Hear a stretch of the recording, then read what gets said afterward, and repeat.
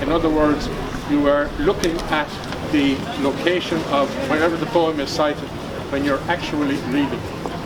And in this case, it is very, very site-specific because it relates to Claddagh Ring. This is a beautiful poem by Nessa O'Mahony here beside me, and it's about a ring that her father bought in Dillon, which was up the street at the time, a long time ago. And it captures very much the spirit of what the Claddagh Ring is all about. It's one of the most iconic images of Galway, really, I suppose. And so it's just a joy to have it, and especially on Jonathan's shop. He's hiding in there. Oh, he's not. There he is. He has emerged. He has emerged. Anyway, it's just such a joy and a pleasure. And to actually perform the unveiling, we're very, very privileged to have the distinguished poet Gerry O'Mahony with us. So over to you, Mary. Thank you, Tom.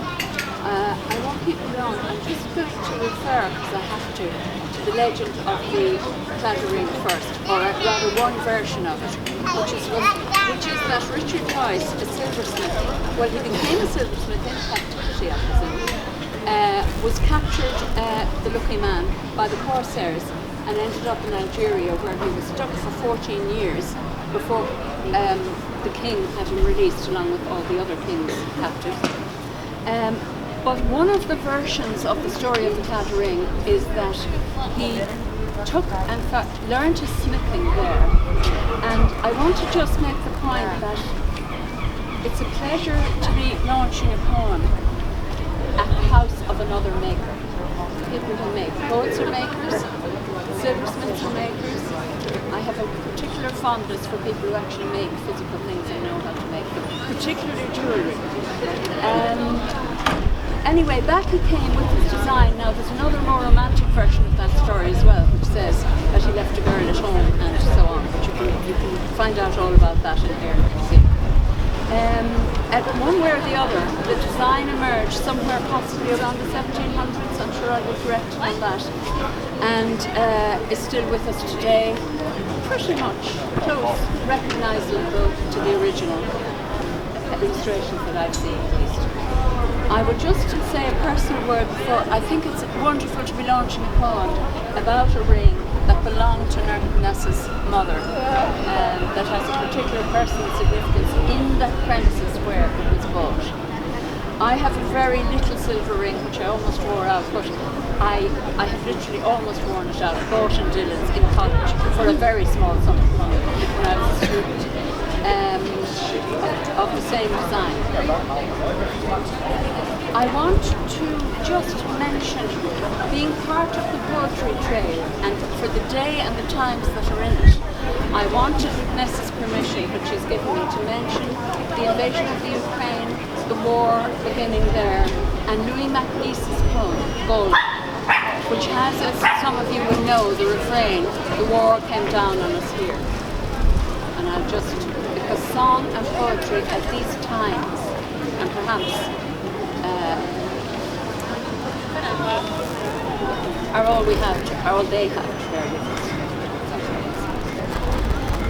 Nessa O'Mahony is from Dublin. She won the National Women's Poetry Competition and she's been shortlisted for several awards, including the Kasbah Prize and the Hennessy Award. She's the recipient of 3 bursaries from the Arts Council of Ireland. No easy thing if you have to fill all those forms.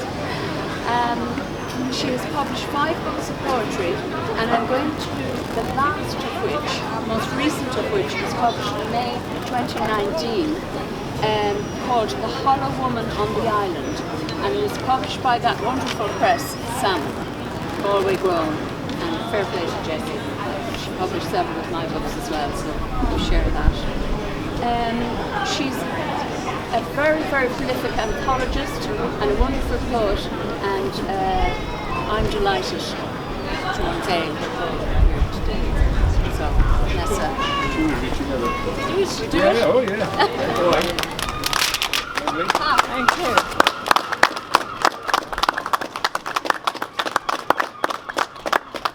Thank you, Mary.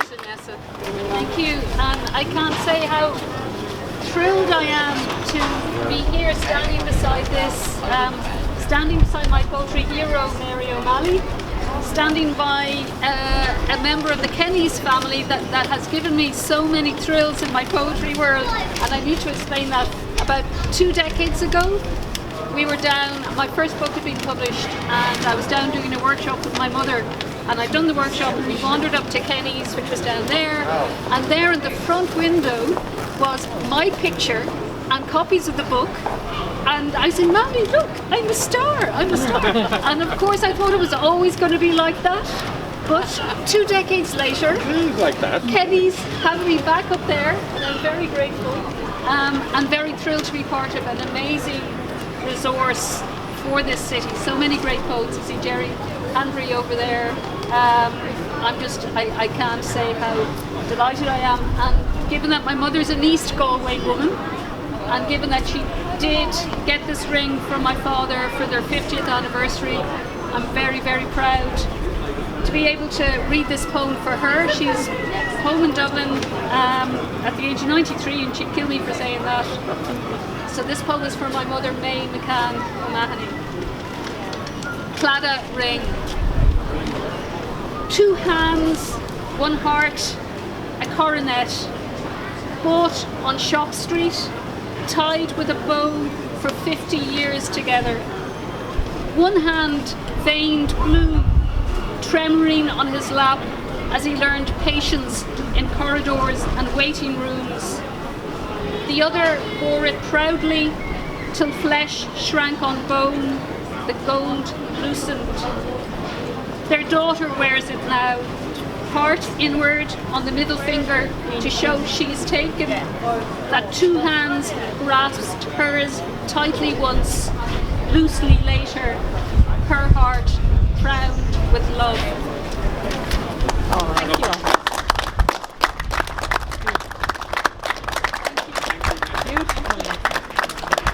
Thank you for gracing the wall.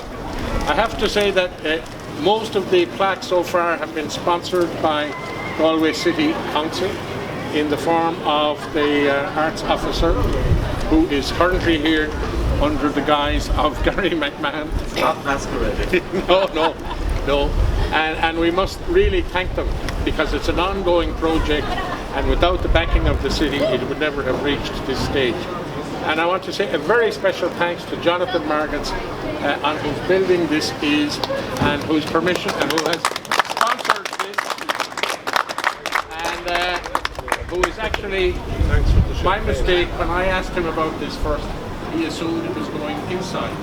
So he had this plaque made, but now that it's outside, and he realizes, of course, that it's outside, he's going to make a bigger one. So we will look forward to that. But thank you, Jonathan.